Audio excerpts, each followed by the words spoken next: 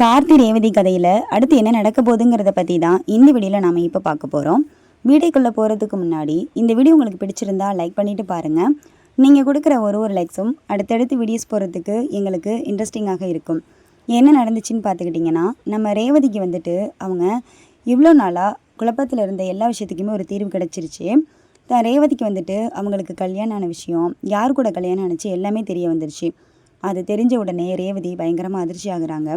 அதுக்கப்புறமா அவங்களுக்கு பிடிச்ச மாமா கூட தான் அந்த கல்யாணம் நடந்திருக்கு அப்படின்னு நினைக்கும் பொழுது நம்ம ரேவதிக்கு இன்னுமே கொஞ்சம் மகிழ்ச்சியாக தான் இருக்குது. அந்த சந்தோஷத்தில் இருக்காங்க.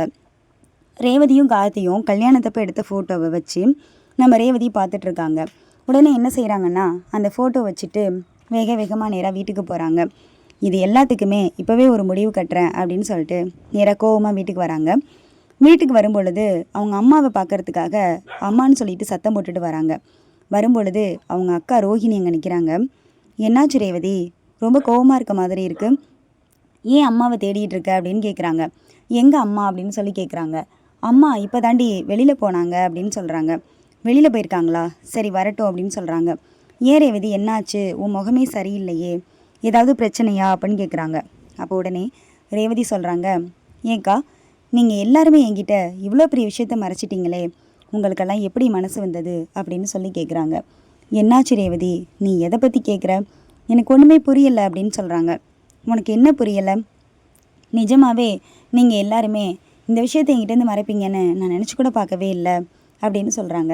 என்னாச்சு ரேவதி, என்னன்னு தெளிவாக சொல்லு அப்படின்னு சொல்லி கேட்குறாங்க. எனக்கு ஏற்கனவே கல்யாணம் நடந்துருச்சா அப்படின்னு சொல்லி கேட்குறாங்க. உடனே ரோஹிணி அதிர்ச்சி ஆகுறாங்க. என்னாச்சு ரேவதி, உனக்கு யார் சொன்னது இதெல்லாம் அப்படின்னு கேட்குறாங்க. நீ சொல்லு, உண்மையா இல்லையா அப்படின்னு கேட்குறாங்க. ஆமா ரேவதி, என்னை மன்னிச்சிருடி, உங்ககிட்ட இந்த விஷயத்தை சொல்ல முடியாமல் நாங்கள் எல்லாருமே ரொம்ப தவிச்சு போயிருந்தோம். அம்மா தாண்டி உங்ககிட்ட இந்த விஷயத்தை பற்றி சொல்லக்கூடாதுன்னு எங்ககிட்டலாம் சத்தியம் வாங்கிட்டாங்க. அது மட்டும் இல்லாமல் பழைய நினைவுகளை உங்ககிட்ட சொன்னால் உன் உயிருக்கே ஆபத்துன்னு டாக்டர் சொன்னதாகவும் எங்ககிட்ட சொன்னாங்க.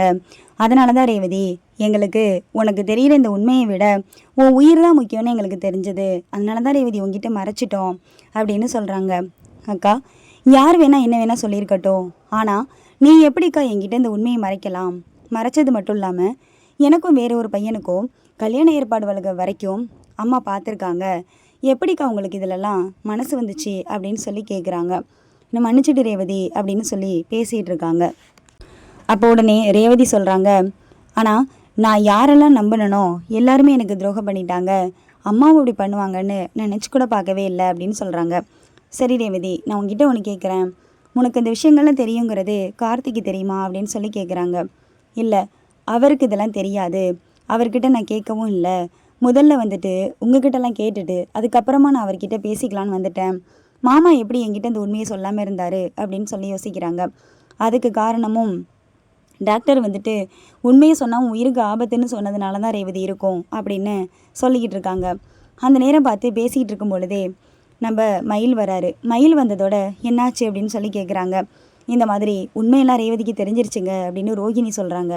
என்ன ரோகு சொல்கிற அப்படின்னு கேட்க, ஏன் மாமா என்கிட்ட மறைச்சிங்க சொல்லுங்க அப்படின்னு சொல்லி கேட்குறாங்க. ரேவதி, உங்ககிட்ட மறைக்கணுன்னெல்லாம் எங்களுக்கு எந்த எண்ணமும் கிடையாது. உங்கள் அம்மா தான் எங்ககிட்டலாம் உண்மையை சொல்ல முடியாமல் எங்களை வாயை கட்டி போட்டாங்க அப்படின்னு விவரத்தெல்லாம் சொல்கிறாங்க.